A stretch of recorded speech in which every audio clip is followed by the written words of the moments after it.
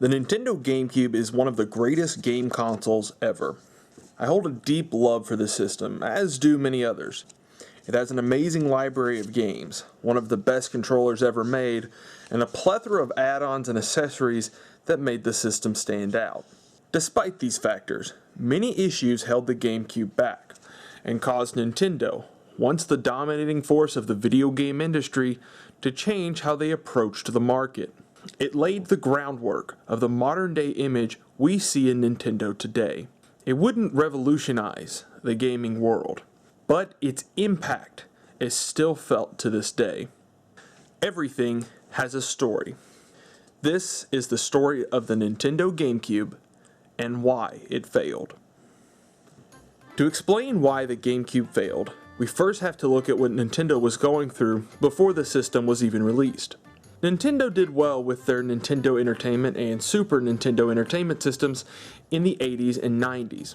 By the mid-90s, however, new players in the video game market were pushing the industry in new directions. Much like Nintendo before it, electronics giant Sony became the leader in the field. The release of the PlayStation 1 would not only give Sony a foothold in the growing video game market, but would also set new records as their PlayStation 1 system would go on to sell over 100 million units by the end of its lifespan. Nintendo stuck to their guns and offered a more powerful and cheaper game console, the Nintendo 64. The problem came with Nintendo's format of choice. Rather than utilizing CDs, Nintendo would continue to use cartridges. Not only were they more expensive to produce, but they also limited developers on how much information they could stuff into their games. This alone caused already tense relationships with third-party developers to completely sour.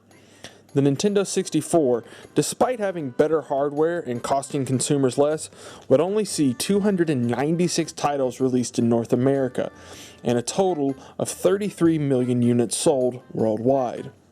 Sony's PlayStation, on the other hand, would see almost 8,000 titles released on their system. Nintendo was thoroughly knocked off their high stand, and relegated to a distant second place. Nintendo tried to rectify their partnership with third-party developers by making the GameCube easier to develop for. However, Nintendo's format of choice ended up causing more headaches. Rather than utilizing the new DVD format, Nintendo decided to use mini-disc. While technically a form of DVD, the mini-disc held less information than the standard DVD. A regular DVD would hold around 4 GB of data on a single layer. A mini-disc could only hold 1.5 GB. Nintendo's ultimate reasoning was that the mini-disc would help stop piracy. Unfortunately, this held back developers from putting their best versions of their games out on the GameCube. Nintendo even stated that the smaller size of the mini-disc would benefit creators. Legendary game developer at Nintendo Shigeru Miyamoto stated, "In a way, the smaller disc is a message from Nintendo that you don't need to fill out the capacity of a normal-sized DVD disc. If we want to make larger software, then we just make the game on 2 or 3 discs." This didn't go over well either, as developers of larger games would see an increase in manufacturing costs due to the additional disc. Add in higher licensing costs than Sony and Microsoft, and third-party developers were not interested in putting their titles out on the system. In the early 2000s, Nintendo didn't support online gameplay. Despite talking about supporting online gameplay before the launch of the Nintendo GameCube, Nintendo would basically abandon these plans. The GameCube did support limited online gameplay through the use of a broadband adapter that was sold separately from the system. Publishers and developers were tasked with creating and maintaining their own network for online play. Few ever would. Sega was the only publisher to support online gaming in North America with their Phantasy Star Online games. This would cause some big titles to skip out on the GameCube entirely. Sony had an online system, and multiple titles that featured play through it. Both first and third-party titles utilized these options. Similar to the GameCube, Sony sold a separate broadband adapter for these uses on the PlayStation 2. The elephant in the room, though, was Microsoft. Not only did the Xbox have a built-in broadband adapter on the system, but Microsoft heavily invested in their own network, Xbox Live. It's because of this service that Microsoft was able to carve out a spot in the gaming marketplace. While Nintendo would claim that players weren't interested in online gaming and would continue to do so until years after the GameCube ended production, it's hard to argue with the success that online gaming brought to Microsoft and Sony. Nintendo would eventually launch their own service on the Nintendo DS and Wii, but to this day, they've still failed to implement online services that match other game consoles or storefronts. Another reason the GameCube failed was that it struggled with its competition from day one. Originally, Nintendo had hoped to launch the GameCube in 2000, but were unable to due to a lack of software ready for the system. Nintendo would even push some late Nintendo 64 titles like Luigi's Mansion onto the GameCube to make up for this. Nintendo did launch the GameCube in 2001, but did so 3 days after the Xbox came out and a full year after the PlayStation 2 in North America. Coming out last caused the PlayStation 2 to get a head start in sales and build a strong library of titles. It didn't help that the GameCube's launch lineup wasn't the best. A small batch of titles that notably lacked a plumber with a red hat didn't seem to impress people as much as Nintendo had hoped. Normally, an average launch for a game console wouldn't make a huge difference, but a massive drought of new releases in early 2002 only hurt the GameCube more. It wasn't just the delayed launch that gave the GameCube trouble. The PlayStation 2 functioned not only as a game system, but also a DVD player. This was an incredible asset to the system, as many DVD players cost just as much as the PlayStation 2 at the time of its launch. The Xbox would also support DVD playback, albeit with the purchase of an accessory. This pushed the divide between the competing platforms even further. Nintendo was never hesitant to say that the GameCube was a system specifically for video games. Nintendo would sometimes even refer to it as a toy.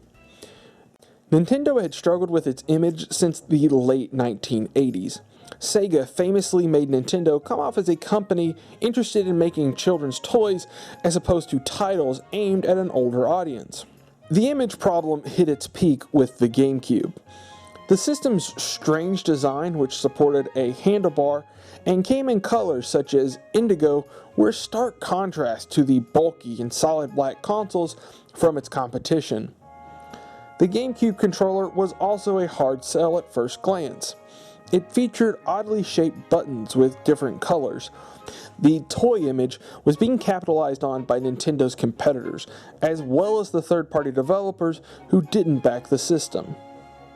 American audiences had supported Nintendo systems pretty consistently over the years, but they would see a drop-off with the GameCube. Nintendo of Japan was perplexed by this.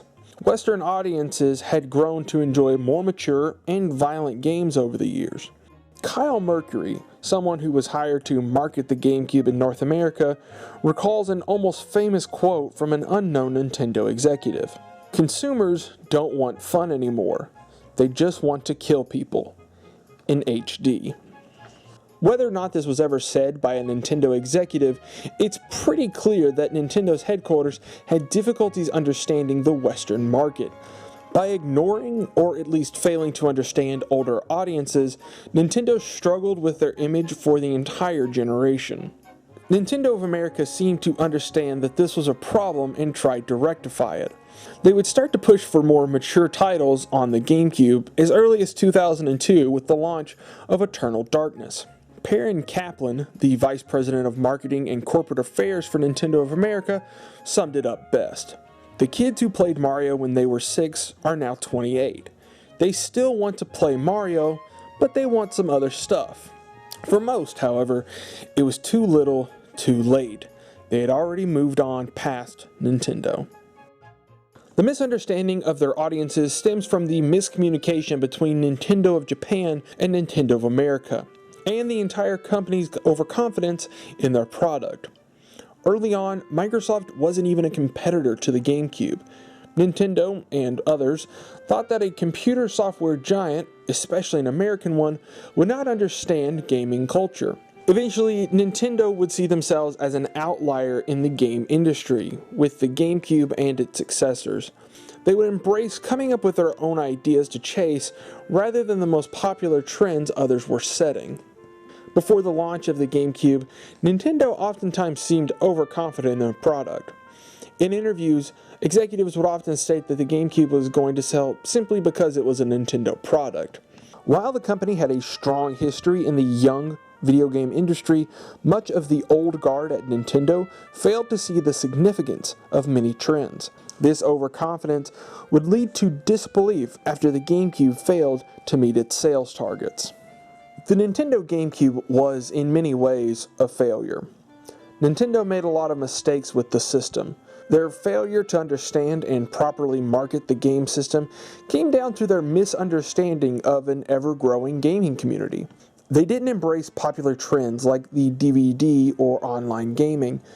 They created an oddly shaped console and marketed it in an even stranger way. While their family-friendly nature helped in some aspects, it drove others away. Nintendo failed to truly improve on its third-party relationships after spending the previous decade ignoring them. Their own overconfidence led them to think of themselves as the center of the video game universe, when it was beginning to leave them behind. All of this because of their inability to understand the current video game world. But as I said before, I absolutely love the GameCube. For everything the GameCube got wrong, it got so many things right. The legacy of the Nintendo GameCube is not the same as the image it obtained during its run on the market. In many ways, it has grown and become a beloved system. It was in part because of the GameCube that Nintendo changed the way that they marketed themselves. They became a dominant creative force in the industry that always tried to one-up themselves as opposed to any others. They still have their problems, especially with online play, but they continue to push the industry forward in new and creative ways. All because their little purple lunchbox failed.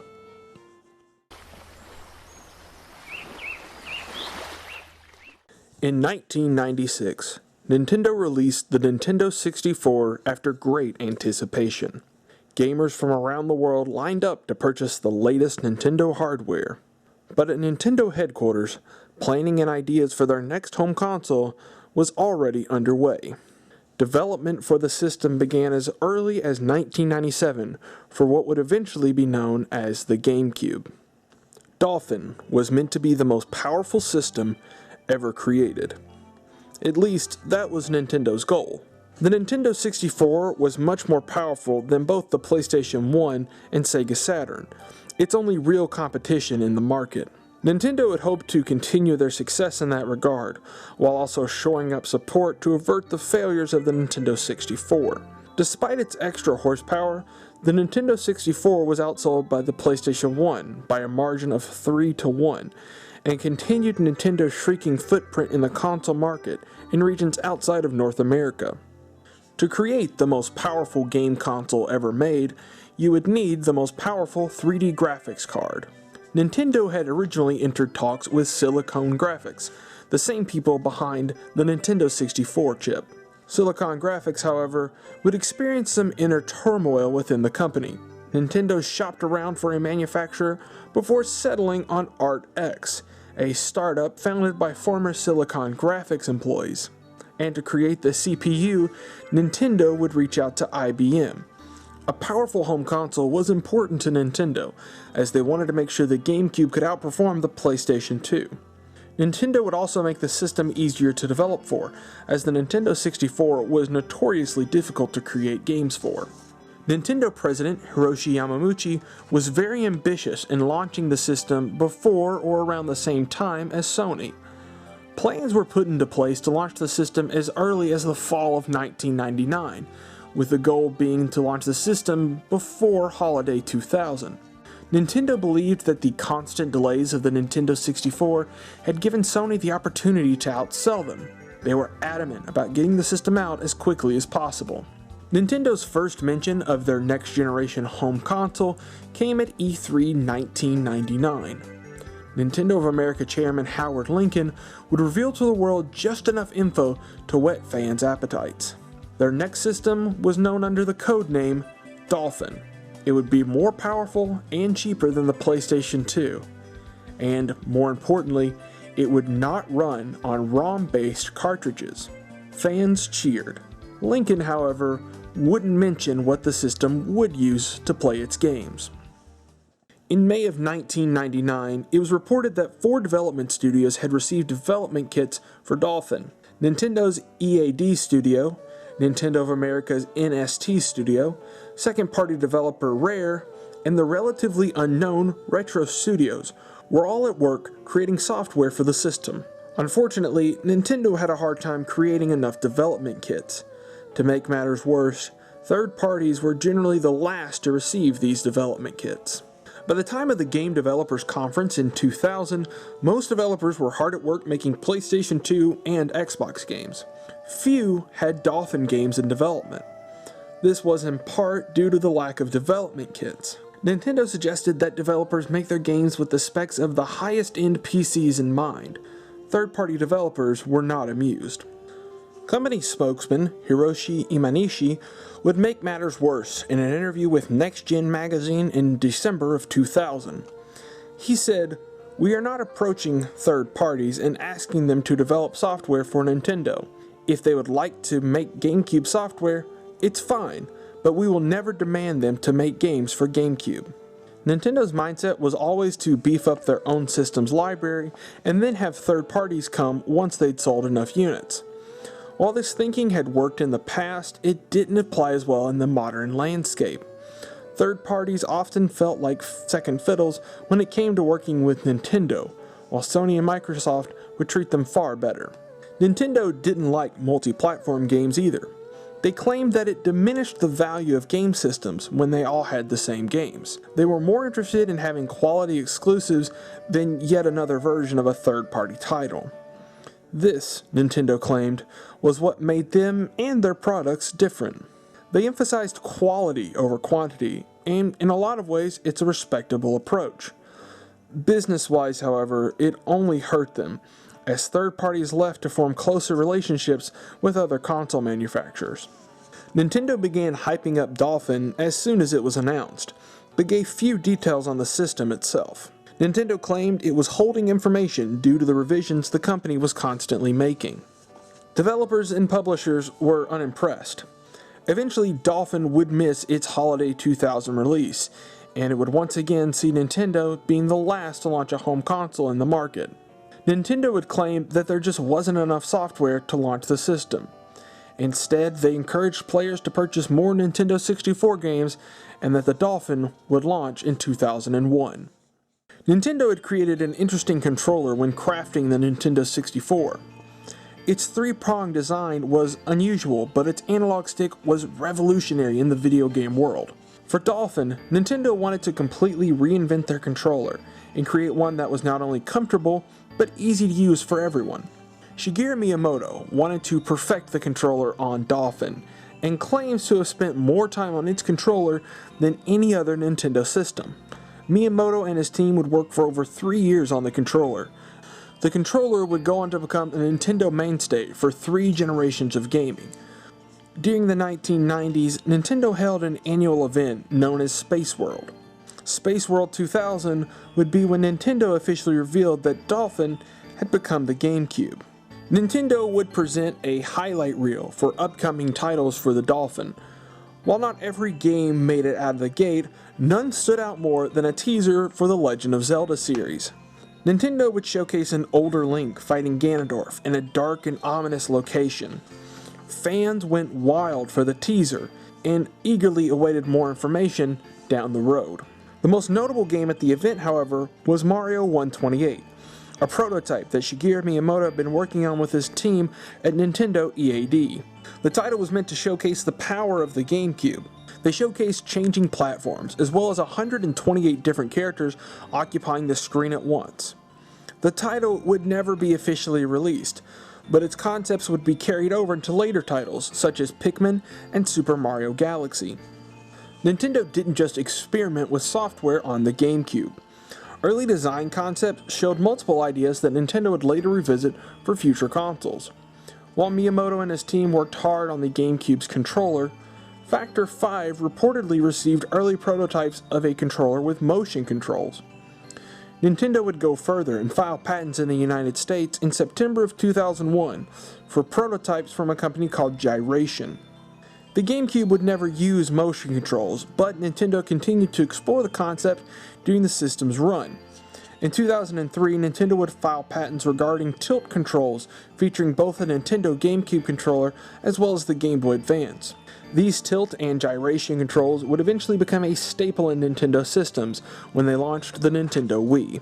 Nintendo even worked on creating stereoscopic 3D with the Nintendo GameCube. In 2010, then Nintendo President Satoru Iwata stated, "GameCube is secretly designed to load graphical circuits, which display graphics from right and left eyes respectively, for a future possibility of realizing 3D gaming experience." Nintendo would abandon the concept on the GameCube, but would revitalize it with their successful Nintendo 3DS line in 2011, after the success of 3D blockbuster films. There could be even more secrets to the GameCube's development that we still don't know about. After all, we didn't find out about the GameCube's 3D capabilities until years after it was discontinued. Since the GameCube was delayed into 2001, Nintendo would once again be behind Sony. The Nintendo 64 was tasked with holding fans over in the meantime. Due to the GameCube and the Game Boy Advance, Nintendo's latest handheld console, software was stretched thin across all Nintendo platforms. Nintendo would only release a handful of Nintendo 64 games in 2001. The last Nintendo 64 title developed by Nintendo would be Mario Party 3, when it released in May of 2001 in North America, over 6 months before the Nintendo GameCube launched. At E3 2001, Nintendo dedicated their press conference entirely to the Nintendo GameCube, revealing the launch date, launch price, and the software hitting the system on day 1. The GameCube would first launch in Japan in September. The United States would see the system on November 5th, with the rest of the world receiving it in 2002. The Nintendo GameCube was priced at $199.99, $100 less than both the PlayStation 2 and the Xbox. Nintendo's launch lineup would include a handful of third-party titles, and impressive exclusives for the system. However, one major icon was missing. Mario, the mascot of Nintendo, would not have a new title available on the system when it launched. In his place would be his brother, Luigi, in his first solo outing, Luigi's Mansion. With roughly 6 months between E3 and the launch of the GameCube, there was one final event to hype the system up: Space World 2001. It was the perfect opportunity to showcase to the world what the future of Nintendo's latest system would have. While Mario would be missing the launch of the GameCube, a brand new Super Mario title was revealed, Super Mario Sunshine. Alongside it, the next chapter in the Legend of Zelda series would be shown. Critical first impressions for both titles would be strong, but Zelda fans were not happy with the new art style the series was taking. A year after the now famous tech demo for Zelda, this new title featured cel-shaded graphics and a lighter tone. It would hurt Nintendo's image and further solidify the kiddie concept. The GameCube was originally slated to come out on November 5th, but it would be delayed briefly in North America to November 18th. Nintendo said that this was to increase the total number of available units. Unfortunately, this would put the GameCube's launch 3 days behind the Xbox, making Nintendo the last one to the party once again.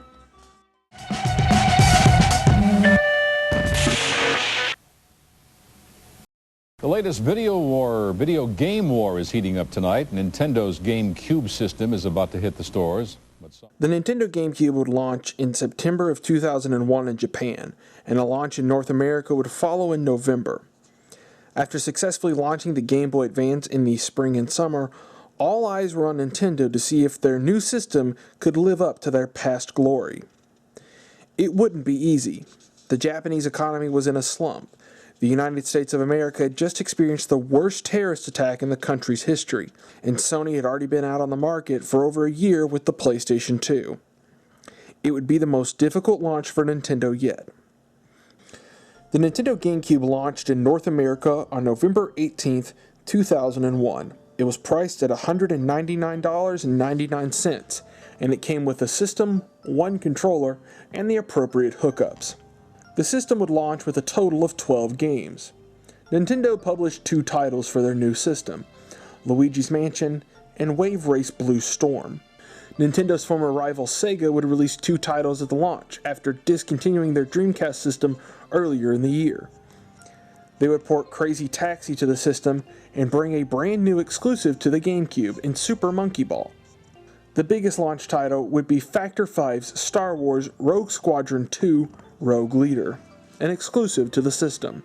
The game was an audio and visual treat, featuring 480p resolution and 5-channel surround sound thanks to Dolby Pro Logic 2. The rest of the launch games would be rounded out with licensed titles and sports games. As far as quantity was concerned, the GameCube was definitely lacking. The PlayStation 2 had launched a year earlier with 30 titles, and it spent that year releasing more critically acclaimed games. The Xbox, which released a few days before the GameCube, launched with the same number of titles, but it also had a massive hit, Halo Combat Evolved. Nintendo's lineup wasn't too bad, but compared to what else was out there, it's hard to argue that Nintendo started off on the right foot. It was even smaller in Japan. Only 3 titles launched with the system in September, the 2 Nintendo published games, and Sega's Super Monkey Ball. While the quality of the games wasn't too bad, there just wasn't a killer app for the system. Just a few weeks after the launch, on December 2nd, Nintendo would release 2 new exclusives for the system. The first was a new IP, Pikmin, from the legendary game developer Shigeru Miyamoto. The second would go on to become the best-selling game on the GameCube, Super Smash Bros. Melee. Melee would create one of the biggest followings of any Nintendo game. The title would sell over 7 million units, and is still being played by major competitive fighting game tournaments to this day. Nintendo delayed the initial release of the GameCube by 2 weeks to ensure that they had an ample supply of systems. 700,000 GameCubes would be available for the launch, but what good is it to have a system that no one knows about? In North America, the GameCube would receive a $75 million ad campaign. This paled in comparison to Microsoft's marketing push for the Xbox, which came in at $500 million. Nintendo was somewhat struck by this. Microsoft began promoting the Xbox in retailers much earlier than game makers had done in the past. Nintendo would go so far as to reach out to retailers asking why the Xbox would be promoted months before its launch. Nintendo's ad campaign was mostly used to highlight first and second-party Nintendo games. The campaign featured full-page ads in magazines, giant banners in malls, and even a Hollywood party featuring the biggest and brightest stars at the time. Of course, Nintendo also invested in television commercials as well. They're interesting. Ads would showcase games and would feature the GameCube's iconic shape. Microsoft was out to make their name known with the Xbox, and Nintendo struggled to match their marketing presence. Microsoft would have commercials on major networks, including ESPN and Comedy Central. They would have massive print ads, and even a promotion with Taco Bell. Microsoft's goal wasn't to completely snuff out its competition with the GameCube, but rather to snuff out all of its competition in the market. At the end of the day, it helped Microsoft establish a foot in the console market, and has stayed there to this day. After the North American launch of the GameCube, one final piece of Nintendo-related hardware would launch in 2001. On December 13th, Panasonic released the Panasonic Q. It was a game console with a similar design to the GameCube, and even played GameCube games. The most notable difference was the included DVD player on the system. The system came about through a deal between Nintendo and Matsushita, the parent company for Panasonic. The system would launch at a retail price of 39,800 yen, or roughly $440 US. Despite its added features, the Panasonic Q was largely a failure. It sold only around 100,000 units, and was never released outside of Japan. The biggest problem was the cost of the system. While having an all-in-one unit is convenient, the Panasonic Q ended up costing more than a separate GameCube and a DVD player. It would be discontinued in December of 2003, just 2 years after its release. Despite the strong competition, the GameCube would have a successful launch in North America, selling through most of its allotted stock. Nintendo was off to a decent start. What followed was probably the worst period for the GameCube, its first year drought. From January to August of 2002, the GameCube would only see a single first or second party exclusive come to the system, the M-rated horror title, Eternal Darkness. Nintendo would also release the first ever first-party developed wireless controller for a game console, the Wavebird. The Wavebird was slightly larger than the original GameCube controller and lacked the rumble feature, but was completely wireless. Nintendo would see some support from third parties, notably an enhanced port of Sonic Adventure 2 and a remake of Capcom's hit Resident Evil. The lack of software was noticeable, and Nintendo would spend its time reminding the world to hold out hope for the titles coming soon. With the GameCube's launch behind them, much of Nintendo's staff would see a shakeup. Many high-level executives would retire or join different companies. The biggest was Hiroshi Yamauchi, the president of Nintendo. Yamauchi had been the president of Nintendo since 1949 at the young age of 22. Yamauchi would completely change Nintendo as a company during his 53-year reign as president, transforming them from a small toy company in Japan to a global leader in the video game market. Yamauchi had been planning his retirement for a while, and had picked his successor, Satoru Iwata. Iwata had joined Nintendo in 2000 as the head of its corporate planning division, as well as sitting on the board of directors. Iwata had made a name for himself, previously as the president of HAL Laboratories. Iwata would become the company's fourth president, and the first not to be related to the Yamauchi family by marriage or blood. Iwata's leadership style was very different from that of his predecessors. He started by meeting with all of the department heads at Nintendo. Iwata would encourage employees to follow their own ideas when they disagreed with his direction, stating, "Creators only improve themselves by taking risk." Satoru Iwata would become president of Nintendo in May of 2002, and would serve as the head of Nintendo during the rest of the GameCube's lifespan. Iwata would become one of the most respected and beloved figures in the video game industry during the 2010s as he hosted Nintendo Direct. Iwata would serve as president of Nintendo until his death in 2015. He was 55. The software drought for the GameCube would come to an end in August of 2002, when the highly anticipated Super Mario Sunshine released to critical acclaim. The title was a follow-up to the beloved Super Mario 64 that had released alongside the Nintendo 64. Despite its differences from previous titles, the game would go on to sell 5 million copies, making it the third best-selling GameCube title ever. Other notable releases at this time included Animal Crossing for North America and The Legend of Zelda: The Wind Waker in Japan. Sega would port Phantasy Star Online to the GameCube in October, the only online GameCube game to ever be released internationally.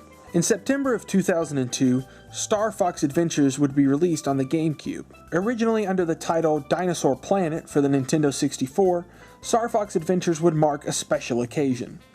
It would be the last title Rare would ever release on a Nintendo home console.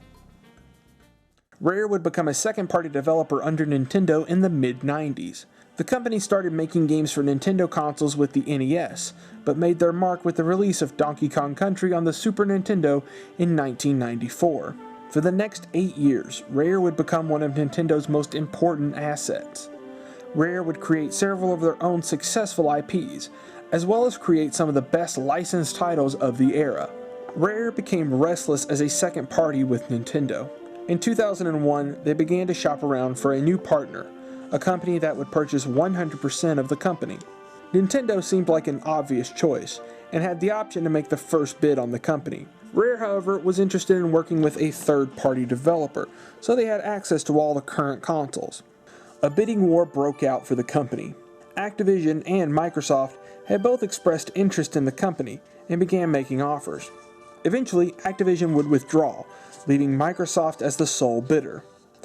Nintendo still had the priority option to purchase the rest of Rare, but Microsoft had raised their bid too high for Nintendo to feasibly consider it.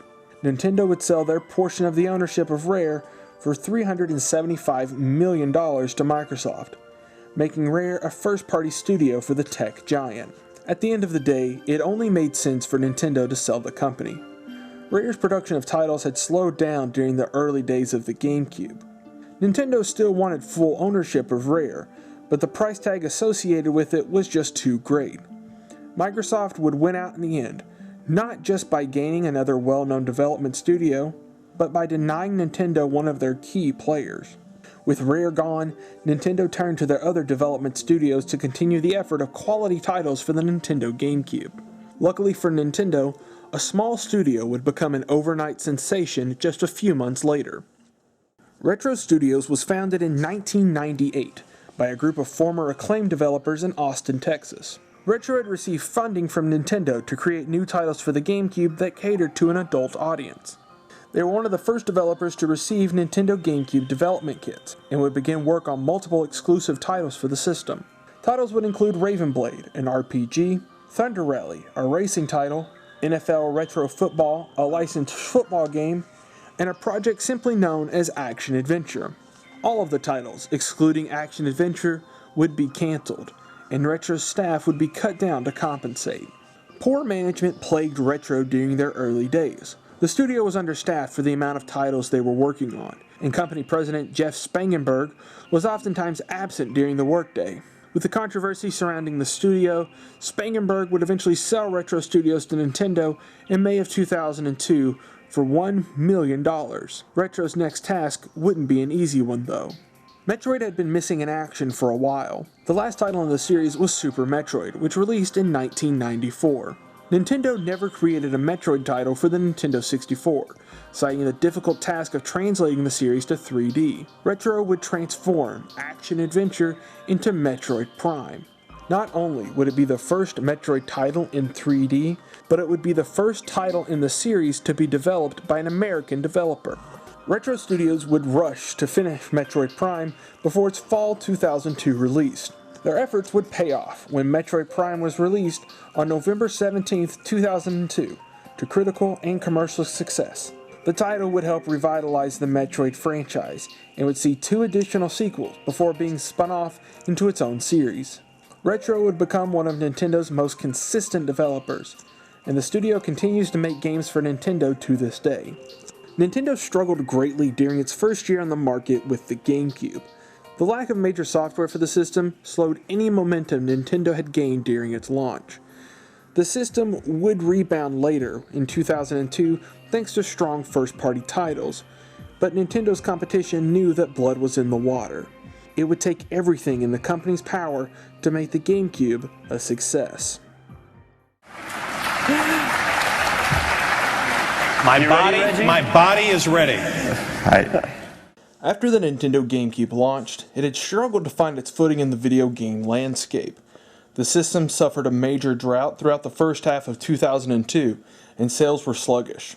Microsoft had stepped up and purchased Rare, one of Nintendo's most prominent developers. The world Nintendo had known in the 20th century was gone, and with new leadership at the helm, they sailed into uncharted territories as a true underdog in the console war. Sony had become one of the biggest names not only in video games but in entertainment. By mid-2002, the PlayStation 2 had already sold over 30 million units and showed no signs of stopping. The PlayStation 2 might not have been as powerful as the GameCube or the Xbox, but with smart marketing, name recognition, and a killer library, plus a built-in DVD player, it was more than enough to dominate any competition. Nintendo's biggest hope was the price of their systems and their own exclusive titles. The PlayStation 2 sat at $299, with the GameCube at $199. In May of 2002, Sony would close the gap. The PlayStation 2 would receive a $100 price cut, making it the same price as the Nintendo GameCube. Nintendo's pricing advantage was gone.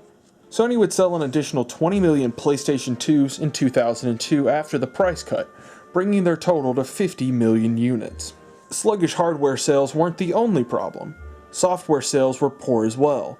Major third-party titles like Grand Theft Auto had already skipped the GameCube. When developers did put their titles on the GameCube, it sold less than other systems. There were exceptions, of course. Many of Sega's titles did better on Nintendo hardware, especially the Sonic series. Soul Calibur 2 sold better on GameCube as well, thanks to the inclusion of an exclusive fighter in the form of The Legend of Zelda's Link. Software publishers began to pull support for the GameCube in 2003. Eidos became one of the most notable Nintendo defectors, with their CEO saying, The GameCube is a declining business. If other companies follow us, Nintendo will have a hard battle to fight. Eidos would cancel development for all of their GameCube titles and shelve plans for continued support down the road. Other publishers would follow Eidos' lead. Atari, Midway, THQ, and others would either discontinue or scale back development for the GameCube. Even Japanese developers criticized the Nintendo GameCube. Nintendo's high licensing fees, lack of development kits, and lackadaisical support for third parties was the final straw for what had become over a decade of resentment for the company. Third parties like Eidos would eventually return with new software for the GameCube, but the damage was already done. Nintendo was at one of its lowest points. Nintendo would start off 2003 strong with the North American release of The Legend of Zelda: The Wind Waker. Despite the title's early controversial art style, it would be a critical and commercial success, spawning a direct sequel a few years later on the Nintendo DS and a full remake in 2013 on the Nintendo Wii U. It just so happens to also be one of my favorite games of all time. In the summer of 2003, Nintendo would release the Game Boy Player, an attachment for the Nintendo GameCube that allowed the system to play Game Boy, Game Boy Color, and Game Boy Advance cartridges. Nintendo had emphasized connectivity between their successful Game Boy Advance line and the GameCube before, and this would take it to its furthest reaches. With the addition of the Game Boy Player, the Nintendo GameCube's library grew to massive proportions, but it still wouldn't be enough to turn the tide. In September of 2003, Nintendo would make the most important decision regarding the Nintendo GameCube yet. With low sales and their warehouses full of unsold systems, Nintendo would enact a price cut, bringing the GameCube to $99.99. The system's new price would put it at the same price as Nintendo's other system, the recently released Game Boy Advance SP. At the time of the price cut, the GameCube had sold a total of around 10 million units worldwide. During Q4 of 2003, after the price cut was put into place, a total of 3.5 million GameCubes would be sold. It would be the best-selling quarter for the system ever. The boost in sales was also helped by the release of hot new titles for the system, the biggest release being Mario Kart Double Dash. It released in the coveted November time slot and went on to sell 7 million copies worldwide, making it the second best-selling game on the system.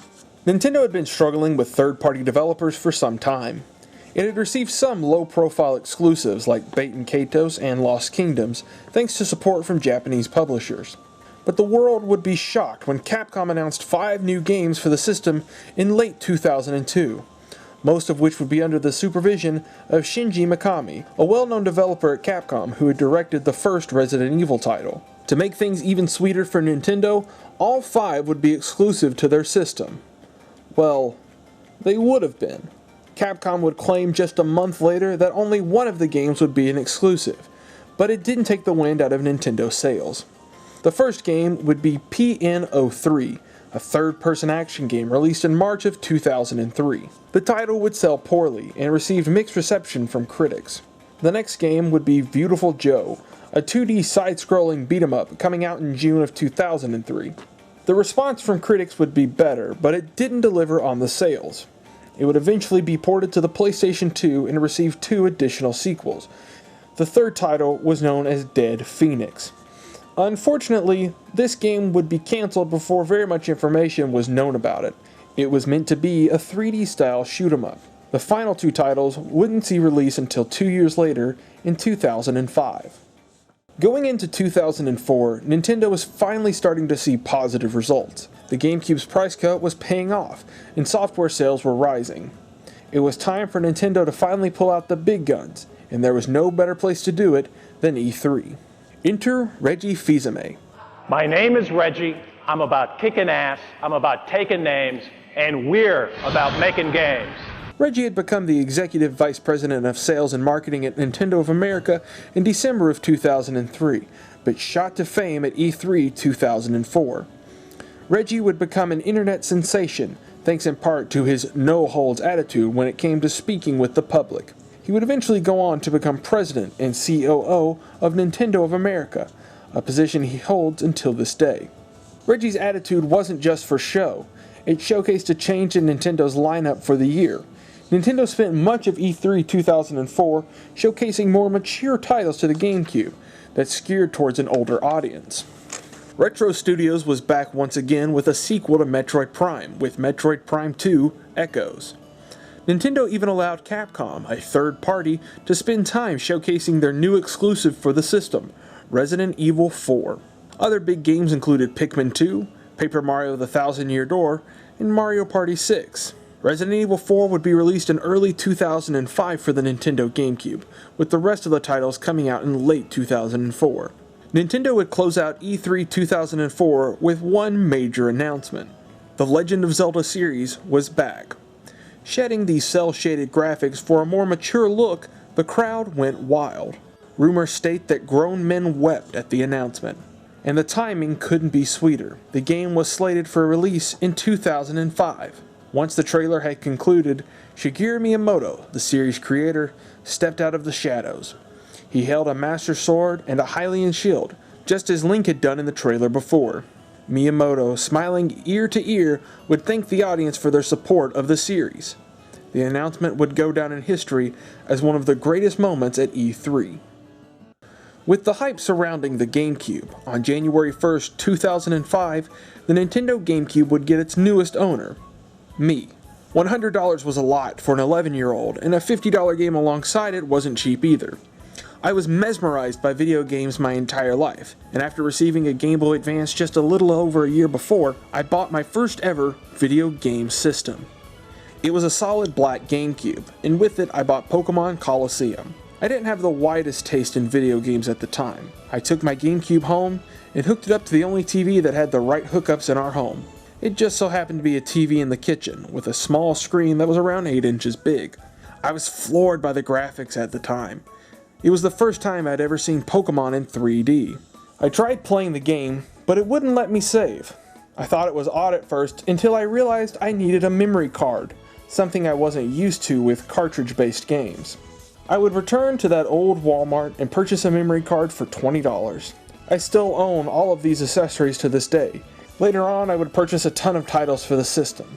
I remember my second game being Sonic Heroes, a title my grandparents bought for me on a Friday night. I would go on to purchase some anime fighters, additional Pokemon games, and eventually I would dig out a copy of Paper Mario: The Thousand Year Door out of a clearance bin. I love my GameCube, so much so that I have a second one. My wife ended up buying this before we left for college years ago and played a few games on it. Early on in our relationship, I recall playing GameCube games from her childhood. Luigi's Mansion, Pikmin, Super Mario Sunshine, all great games I had missed or hadn't experienced enough of while growing up, and I did it thanks to her. She even gave me a copy of Metal Gear Solid: The Twin Snakes, which was going for a hefty price at the time. We even made our first joint purchase together in the form of Pikmin 2 during our senior year of high school. The GameCube became a part of my life, and the memories I've had with it stick with me to this day. While I was just receiving a GameCube myself, Nintendo had other plans in the works. Officially revealed at E3 2004 was an experimental new system from Nintendo, a handheld known as the Nintendo DS, to be released in late 2004 and throughout 2005 worldwide. Nintendo would stress that the system would serve as a third pillar for the company, alongside the Game Boy Advance and Nintendo GameCube. The system would be a massive success, going on to become the best-selling handheld system of all time. It would allow Nintendo to fully phase out the Game Boy line of systems. But it wouldn't be the only new reveal for the company. With a new system already in development, the GameCube's days were numbered, and it had to make them count.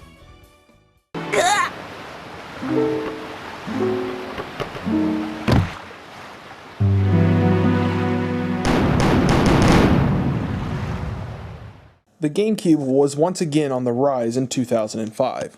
It had received a price cut, making it the cheapest home console on the market. It had a growing library with third-party support returning to it. Nintendo's top brass were showing that they were willing to make the changes necessary to make their company work in the modern landscape. All was well until a new threat emerged. It wouldn't be a new competitor. It would completely change the way we looked at games, and would send the GameCube to its grave. It was a revolution. Nintendo's biggest success with third parties mostly came from the association with Japanese developers and publishers. Nintendo had a strong history with these companies since the 80s. It would utilize their talents to create new titles. This is how developers from Sega were able to create F-Zero GX, and the people at Namco were able to develop Star Fox Assault. The biggest developer backing Nintendo at the time was Capcom. Capcom had worked on Nintendo projects before by developing some handheld titles for the Game Boy systems and their group of GameCube titles known as the Capcom 5. By the end of 2003, one of these games had been cancelled, and two others had already been released. It wouldn't be until 2005 that the final two games would finally come out. Killer 7 was released on July 7th, 2005, or 7/7. It was a moderate success and helped put its developer, Grasshopper Manufacturer, on the map.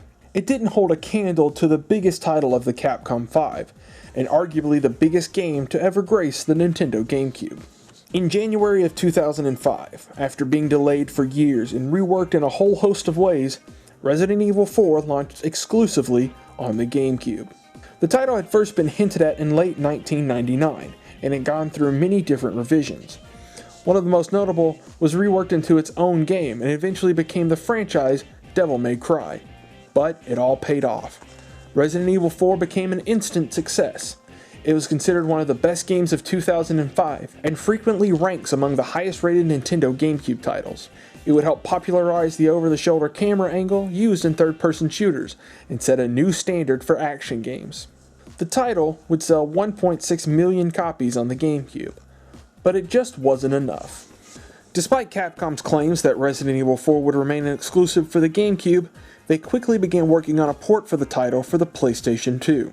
It only made sense for Capcom to capitalize on it given the series' history on the PlayStation, as well as the massive install base the PlayStation 2 had. Nintendo wasn't happy, and is rumored to have resented Capcom over this decision. Nevertheless, Resident Evil 4 would launch on the PlayStation 2 in October of 2005, giving the GameCube its biggest third-party exclusive for a total of 10 months. The title would continue to receive ports to basically every console released after 2005, with the only current exception being the recently released Nintendo Switch. With a few minor exceptions, Resident Evil 4 has always received high praise regardless of the system that it's been on, and many still consider that Resident Evil 4 is one of the greatest games ever made, myself included. At E3 2004, Nintendo had returned to form. For their next conference, they would have to make sure the world was watching. Microsoft was preparing to launch their next system, and Sony had already begun hyping up their new system, the PlayStation 3. Nintendo would shock the world with their own announcement. At E3 2005, Nintendo would reveal their next console under the codename Revolution. The new system would feature motion controls, something Nintendo had experimented with during the GameCube's development. The most surprising feature, or rather the lack of, the new system wouldn't sport HD graphics, making the Nintendo the outlier in the race for the most powerful game console. The Revolution would eventually become the Nintendo Wii. Since the Wii was a successor to the GameCube's days were numbered. It wasn't all bad news for the GameCube, however. The Wii would be fully backwards compatible with the GameCube and would still utilize the system's controllers and memory cards. Many Wii games would use the GameCube controller too.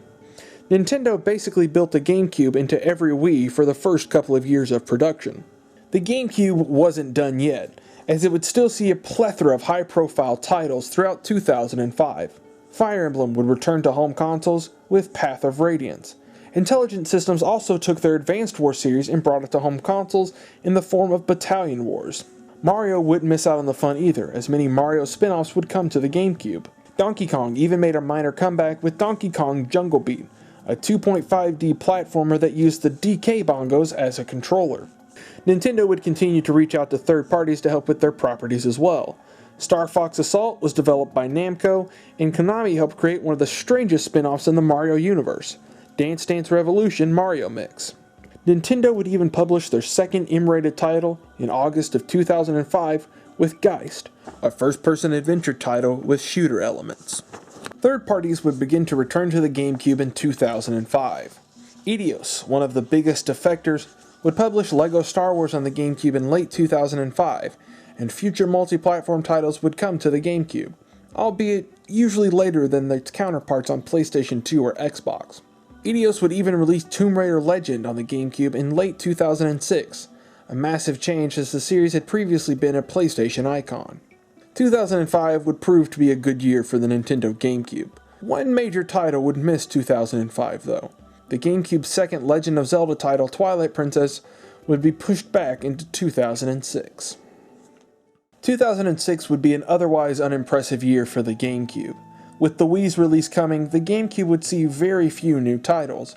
Chibi Robo would come out in February, bringing a new IP under Nintendo's wings. Nintendo would release the experimental Odama in April. The title was part pinball game and part real-time strategy. Using the GameCube's microphone, you commanded troops while trying to move a massive ball across the map with the controller. It was strange to say the least. Baten Kaitos Origins would come out in 2006 as well. It was a prequel to the original GameCube exclusive that launched in 2003. The title would be published by Nintendo. Less than a year later, Nintendo would purchase a majority stake in the shares of Monolith Soft, the game's developer, making them a first-party Nintendo studio. E3 2006 was primarily about the new Nintendo Wii, but the GameCube wasn't forgotten. Nintendo would reveal Super Paper Mario, the third title in the Paper Mario series. It was originally a Nintendo Gamecube game, planned for release in October of 2006, but the title would eventually be moved to the Wii and released in 2007. Another game announced at E3 2006 was Donkey Kong Bongo Blast, a racing game that utilized the DK bongos. It too would be moved over to the Wii in 2007, being renamed Donkey Kong Barrel Blast. It would use the Wii's motion controls as opposed to any additional accessories. Another title shown off for the Nintendo GameCube during its lifetime was a 3D Kirby title that never officially received a name. The title was shown off multiple times through the years, sporting different looks, but would never release on the GameCube. The game was never officially cancelled, but was retooled and released as Kirby's Return to Dreamland on the Wii in 2011, making it one of the last major holdouts from the GameCube era. With many major GameCube titles being pushed to the Wii, fans still held out hope that The Legend of Zelda Twilight Princess would be released on the Nintendo GameCube. It would, but with a catch. At E3 2006, Nintendo would reveal that Twilight Princess would be a launch title for the Wii, and that the game would release on the GameCube at the same time. Twilight Princess would eventually come out in November of 2006 on the Wii, but the GameCube version missed the date. It would come out a month later, and would be the final first-party title released on the GameCube. The wait was worth it, as Twilight Princess received critical praise and became the best-selling title in the Legend of Zelda series. Like its predecessor, The Wind Waker, Twilight Princess would receive an HD remake on the Wii U, and was released in early 2016. It's another late night for gamers as they wait to try out the latest game system. The Nintendo Wii goes on sale at midnight, just days after the PlayStation 3 hit store shelves.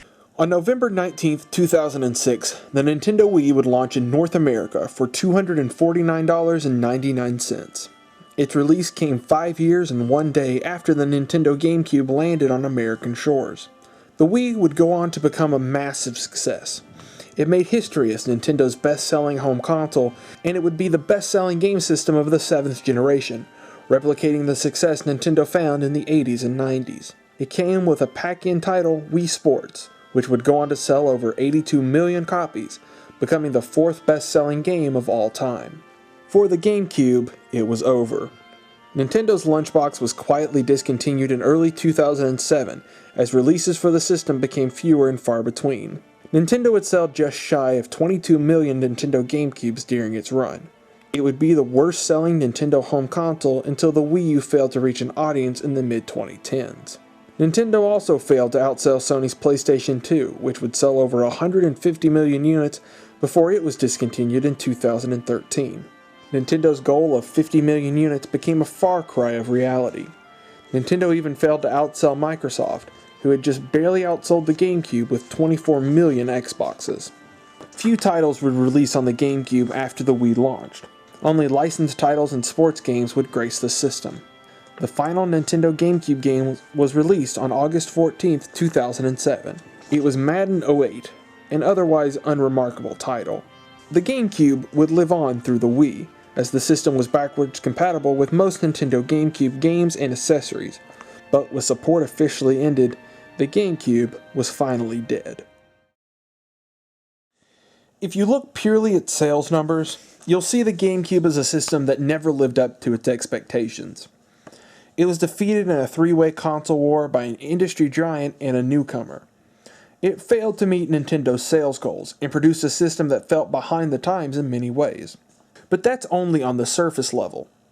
Look beyond that and you'll find one of the best systems ever created. A system whose story completely changed the company behind it, and whose games are still being played by millions to this day. This is the true story of the Nintendo GameCube. Not one of failure to act in its time, but the system that built a legacy and a coalition of passionate fans. This is the story of the Nintendo GameCube and how it was a success. The GameCube would live on through the Nintendo Wii. It wasn't just a statement regarding the Wii's ability to play Nintendo GameCube games. Rather, what Nintendo experienced with the GameCube was largely their failure to create a solid audience of fans. Starting with the Nintendo DS and Wii, Nintendo would employ a new strategy in the video game market. For years, it had always been an arms race to create the most powerful system possible. Nintendo would begin to focus less on creating powerful systems after the GameCube. This new marketing strategy is known as Blue Ocean. Without getting into too many details, Nintendo hoped that it would be able to tap into a market that had not yet been represented with video games. They would create a system that appealed to casual and non-gamers, while still trying to appeal to the more hardcore demographic. Both the Nintendo DS and Wii stripped away features that would normally be seen in consoles at the time. Neither would have bleeding-edge technology built into them. Instead, these systems would create one-of-a-kind ways to play video games. For the Nintendo DS, it would be its dual-screen setup and bottom touchscreen. For the Wii, it would use motion controls. The Blue Ocean strategy worked, for a while. The Wii and DS are the best-selling Nintendo console and handheld respectively. The Wii would sell over 100 million units, beating out both the PlayStation 3 and Xbox 360, despite its lack of high-definition graphics. Nintendo's handhelds never had trouble with sales, but the DS did have strong competition with Sony's PSP, further cementing the success of the system. The Blue Ocean strategy didn't always work, however. The end of the Wii's lifespan saw a massive decline in sales as new competitors started to crop up. The Nintendo 3DS was never able to replicate the success of the DS, and the Wii U would be an even bigger failure than the GameCube. Software sales, in general, were never as strong on Nintendo consoles compared to other systems, and with a few exceptions, attachment rates for software were low. Things are looking up for Nintendo now. The Switch once again features a concept that is both original and well-liked. At the time of this video's release, the Nintendo Switch has already sold over 15 million units worldwide, outselling the Wii U just a little over a year after launch, and it's on pace to sell even more.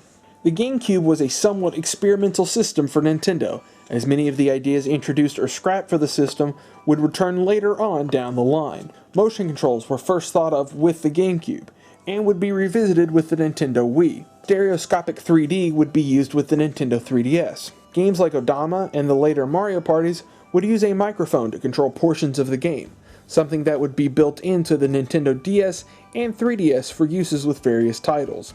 The biggest was the connectivity between the GameCube and the Game Boy Advance. The connectivity between these two systems would be fully explored with both the Wii U and the Nintendo Switch. The Wii U's two-screen setup might remind many of the Nintendo DS family, but Nintendo experimented with this idea in titles like The Legend of Zelda: Four Swords Adventure. Asymmetrical multiplayer, something heavily featured with the Wii U, was experimented on with the GameCube as well.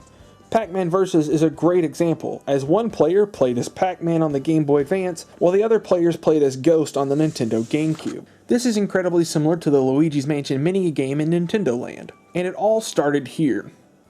For the Switch, Nintendo has fully integrated its handheld line with its console line, something the Game Boy player tried to do with the GameCube. It wasn't exactly the same, but it showed that Nintendo was definitely considering how it could merge their two branches together when the time was right. It's almost impossible to discuss the legacy of the Nintendo GameCube without mentioning Super Smash Bros. Melee. Normally, competitive fighting games are dropped when a new version or a sequel to the previous title come out. For Melee, which released in 2001, this isn't the case. The Smash Bros. Series doesn't see as many new releases as other popular fighters, but Melee has managed to weather the release of 2 new entries. This all comes down to Melee's fast and tight combat, and its massive fanbase who refuses to let it die. Melee is still being played at top-tier fighting game tournaments like EVO, taking a place alongside the most recent entry in the series, Super Smash Bros. For Wii U. Fans have even prayed for an HD re-release of the title for years, and simply want the game to remain exactly the same, but with a fresh coat of paint and online support. All of this from one of the GameCube's earliest releases. The dedication from this community alone has kept the GameCube alive over the years. Melee has also had an impact in keeping the GameCube controller around. The first model of the Nintendo Wii would have 4 GameCube controller ports built into the system. It not only let players use their GameCube controllers to play their GameCube games, but many Wii titles would also use it as well. The GameCube controller would even have a symbol on the back of Wii game cases if the title supported the GameCube controller. For the release of Super Smash Bros. For Wii U, Nintendo would release a GameCube adapter for the system. The accessory would plug directly into the console, and would only be used for Super Smash Bros. Nintendo released a brand new version of the GameCube controller to go along with it, swapping out the original logo for the Super Smash Bros. Logo. Today, the Nintendo Switch supports the GameCube adapter as well. Nintendo sneaked in adapter support through a system update, and as of now, no title has officially supported the adapter. Speculations, however, claim that it could be used for a new Super Smash Bros. Title, or even the re-release of classic GameCube games on the system. Speaking of classic games, the GameCube had a ton of them. Since online play for the 6th generation of consoles is gone and the DVD format is dead, the GameCube is on a more even level of features compared to the PlayStation 2, Xbox, and Dreamcast. There's some quality third-party titles on the system. Sega really supported the GameCube with exclusive ports of its Sonic Adventure series, a few exclusive Monkey Ball titles, and new IPs like Billy Hatcher. Sega ported a lot of Dreamcast games to the system as well, including the beloved Skies of Arcadia. Sega would see a lot of success with the GameCube, and almost all of their multi-platform titles would see a release on the system. Namco, or as it would later become known as Namco Bandai, had success with the system as well. Not only would they release Baten Kaitos and their own take on the Star Fox series, but Bandai Namco would even release the JRPG mega hit Tales of Symphonia. Konami would remake Metal Gear Solid 1 on the GameCube, calling it the Twin Snakes. And of course, there was Capcom, who had become one of the most notable publishers for the system. While many of the games Capcom released on the GameCube would be ported to other consoles, their brief exclusivity helped pave the way for the system. The Capcom 5, or rather 4, made big news out of their exclusivity. Beautiful Joe spawned a brief but beloved series. Killer 7 would put its creator Suda51 on the map, and led to a bizarre but praised career. Resident Evil 1 would be remade for the GameCube, with a prequel called Resident Evil 0 coming out shortly after. Capcom ported Resident Evil 2 and 3 to the system too. Resident Evil 4 would become a milestone, not just for gaming, but Capcom as well. Not only would it be the GameCube's biggest third-party title, but it reinvigorated the franchise, and inspired multiple action and horror games for years to come. It wouldn't be a Nintendo system without Nintendo games, and the ones released for the GameCube are some of the best. Nintendo would branch out with the GameCube, and create many new experimental IPs.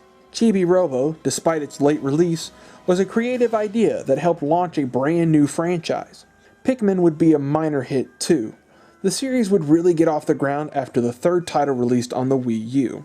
Pokemon had become a smash hit before the GameCube's release. The series never saw an RPG on the Nintendo 64, but the GameCube would get 2 of them, Pokemon Colosseum and Pokemon XD Gale of Darkness. Neither title was exactly like its handheld counterparts, but it did a great job of translating the battles to 3D and featured interesting new regions to explore. Older Nintendo characters would receive new titles on the GameCube in completely different styles of gameplay. Kirby Air Ride would take the pink puffball and throw him into a racing game. Star Fox would become more like a Zelda game with Star Fox Adventures, and Donkey Kong would even have a few rhythm titles with the DK Bongos in the Donkey Konga series. The GameCube helped bring a lot of Japanese series to the West. I mentioned Super Smash Bros. Melee before, and 2 of the characters introduced in that game, Marth and Roy, were from the Fire Emblem series. The series had never seen an international release before. Thanks to their inclusion, Fire Emblem would receive its first international release on the Game Boy Advance, and the GameCube title, Fire Emblem: The Path of Radiance, would bring the strategy series to American home consoles. The Advance Wars also saw an international release on the Game Boy Advance, and Battalion Wars would be the console spin-off for that series, first released on the GameCube. Animal Crossing was first released on the Nintendo 64 in Japan, but it would become a hit in America when it came out on the GameCube, featuring its own included memory card.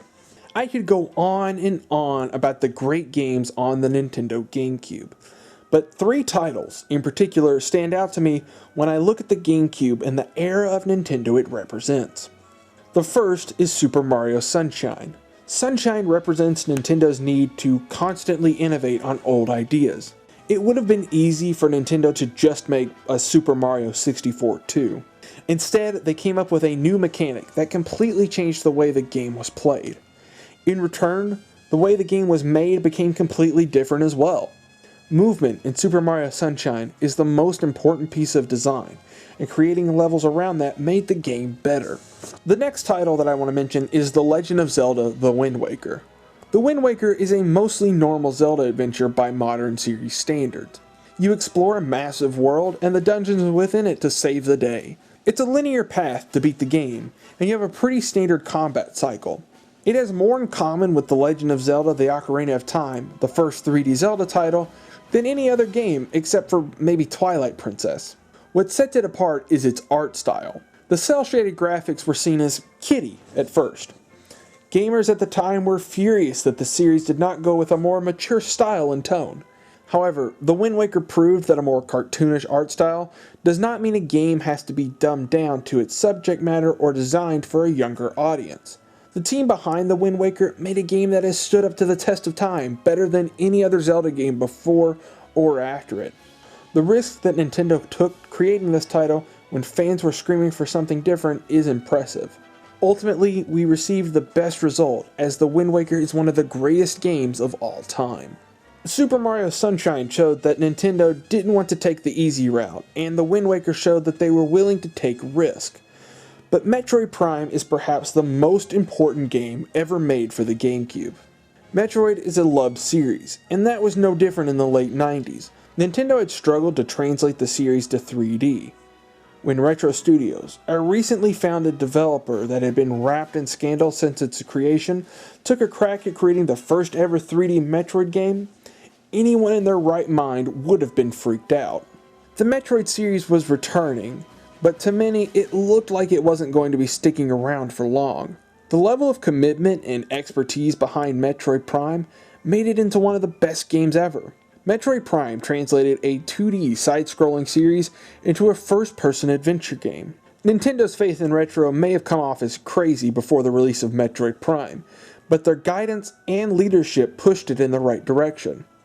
After all, it was Shigeru Miyamoto who suggested the transition into a first-person perspective, and all for the better. If I had to pick just one game that summed up the Nintendo GameCube, it would be Metroid Prime. It's a game that showed that Nintendo was willing to take risks on new and creative ideas, while shunning the lazy and easy options. It's the best example of why I love the Nintendo GameCube, and why I think it succeeded. Through this series, I've talked about the high and low points of the GameCube. The system never lived up to what Nintendo wanted, and it completely changed the company's view on games. The story of the Nintendo GameCube is about a lot of things. It's about the great games that were released on the system. It's the story of a competitive fighter that's still being played over 15 years after its release. It's the story of many great people who rose to the challenge during an era dominated by the PlayStation 2. But the story that sticks out most in all of this is that of Nintendo's. While I mentioned the other systems Nintendo had released during the GameCube era, none had quite the same effect on the company as the GameCube. The GameCube was the first time Nintendo had ever really lost. It wasn't just that it launched a console war, but it lost its way with the video game industry. They were no longer the center of the universe, and because of that, they were more creative and better game creators. The story of the Nintendo GameCube is one of improvement through failure, and how success is never something measured entirely by who gets the most or who crosses the finish line first. And that's a story I think we can all learn from. Thank you so much for watching this video. This is the final part in a multi-part series covering the story of the Nintendo GameCube. Check out the previous episodes if you haven't already, and be sure to like, comment, and subscribe for more content down the road. Share this video on your favorite social media websites so I can continue to create more content like this. I want to personally thank anybody who has already done these things, as well as gaming outlets like IGN and GameSpot for continuing to keep their older articles up, as well as investigative journalists like Emily Rogers, who have done a ton of great pieces on the development of the Nintendo GameCube. If you go down to the description box below, you can follow a link that will take you to an article where I discuss the making of this series, as well as some of the sources that I utilized to create it. Be sure to give them a read, as there's tons of great information about the development of the Nintendo GameCube there. I also want to thank my friends and family who have been supportive of me while I make this series, as well as anybody who has subscribed to the channel since these videos started rolling out. There's more content on the way, as I plan on continuing to do the Story Of series down the road. And once again, I want to thank you for checking out this video and series about the story of the Nintendo GameCube.